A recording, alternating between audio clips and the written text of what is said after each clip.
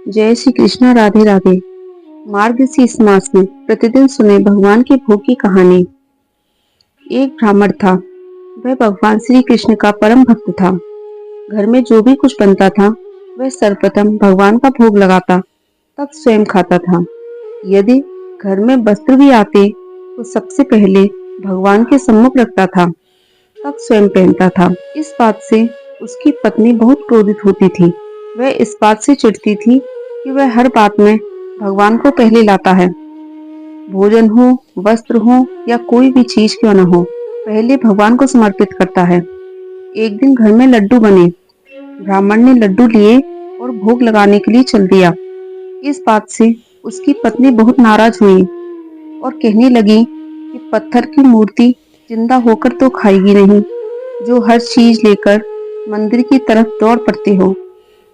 अब की बार बिना खिलाए न लौटना, देखती हूँ कैसे भगवान खाने आते हैं।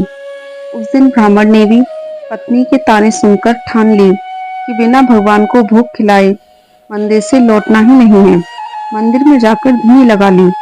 मंदिर के सामने लड्डू रखकर विनती करने लगा। एक घड़ी बीती, 2 घड़ी बीती, आधा दिन भी बीत गया। न तो भगवान आए और न ही वह वहां से हटा। आसपास देखने वालों की भीड़ लग गई। सभी देखने लगे कि आखिर होगा क्या। मक्खियां भिनभिनाने लगी। ब्राह्मण उन्हें ढकता रहा। मीठे की गंध से चींटियां भी आ गईं। ब्राह्मण ने उन्हें भी हटाया। फिर मंदिर के बाहर खड़े आवारा कुत्ते भी मंदिर के अंदर आने लगे। ब्राह्मण ने उन्हें भी भगा दिया। लड्डुओं को देख मंदिर के बाहर खड़े भिखारी भी आ गए और एक भिखारी तो सीधे लड्डू उठाने ही चल दिया, तो ब्राह्मण ने जोर से थप्पड़ मारकर उसे भी भगा दिया। पूरा दिन ढल गया। शाम हो गई। न ही भगवान आए और न ही ब्राह्मण उठा। शाम से रात हो गई। लोग कहने लगे कि लगता है ब्राह्मण पागल हो गया है, भगवान तो आने से रहे। धीरे धीरे सब घर चले गए। ब्राह्मण को भी गुस्सा आ गया और लड्डू उठाकर बाहर फेंक दिए। भिखारी, चींटियां, कुत्ते, मक्खियां तो इसी घड़ी का इंतजार कर रहे थे। सब टूट पड़े। उदास होकर ब्राह्मण अपने घर की ओर चला गया और कहने लगा कि इतने दिनों की सेवा पूजा बेकार चली गई, कोई फल नहीं मिला। भगवान ने आज मेरी इतनी सी प्रार्थना नहीं सुनी।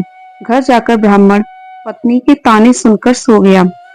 रात को सपने में भगवान आए और बोले, तेरे लड्डू खाए थे मैंने, बहुत बढ़िया थे, लेकिन अगर सुबह ही खिला देता तो ज्यादा अच्छा होता। कितने रूप धरने पड़े तेरे लड्डू खाने के लिए। मक्खी, चींटियां, कुत्ता, भिखारी, पर तूने हाथ भी नहीं रखने दिया। दिन भर इंतजार करना पड़ा।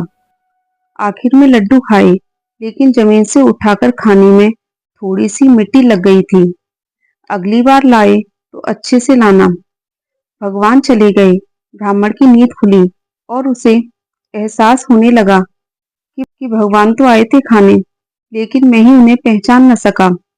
ब्राह्मण यह सोचकर बहुत दुखी हुआ। इसी प्रकार हम भी भगवान को पहचान नहीं पाते कि न जाने कौन से रूप में भगवान आकर भोग लगा जाते हैं। तो ये है भगवान के भोग की कहानी। यदि आपको अच्छी लगी हो तो वीडियो को लाइक कर दीजिएगा और चैनल पर पहली बार है तो चैनल को सब्सक्राइब कर लीजिएगा।